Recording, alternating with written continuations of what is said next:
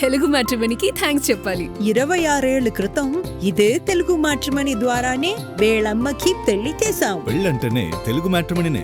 ఓటర్లలో వెల్లువెత్తిన చైతన్యానికి సంకేతంగా పశ్చిమ బెంగాల్ తొలి విడత అసెంబ్లీ ఎన్నికల్లో ఒకే విడతలో జరిగిన తమిళనాడు ఎన్నికల్లో రికార్డు స్థాయిలో ఓటింగ్ నమోదైంది. పోలింగ్ కేంద్రాలకు ఓటర్లు తరలివచ్చి తమ ఓటు హక్కును వినియోగించుకున్నారు.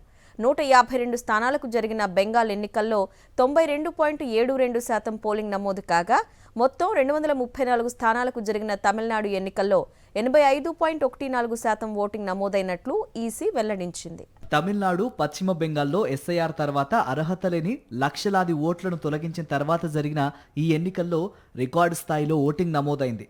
రెండు రాష్ట్రాల్లో పురుషుల కంటే మహిళలే అత్యధికంగా ఓటింగ్లో పాల్గొన్నారు.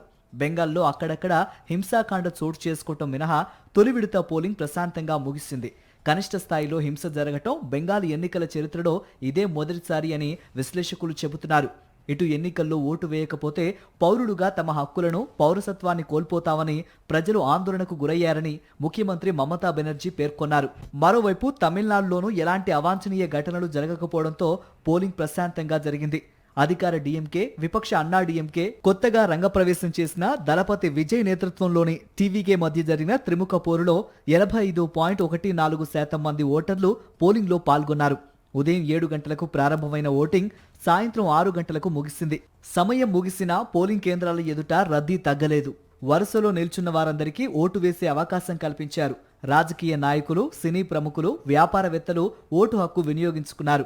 దేశానికి స్వాతంత్ర్యం వచ్చిన తర్వాత పశ్చిమ బెంగాల్, తమిళనాడు అసెంబ్లీ ఎన్నికల్లో అత్యధిక ఓటింగ్ నమోదు కావటం ఇదే మొదటిసారి.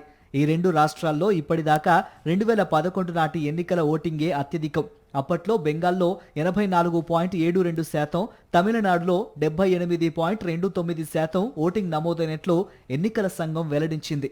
అయితే ఇంత పెద్ద మొత్తంలో ఓటింగ్ నమోదు కాగా తమిళనాడులో తమ విజయం పట్ల రాజకీయ పార్టీలు ధీమాగా ఉన్నాయి.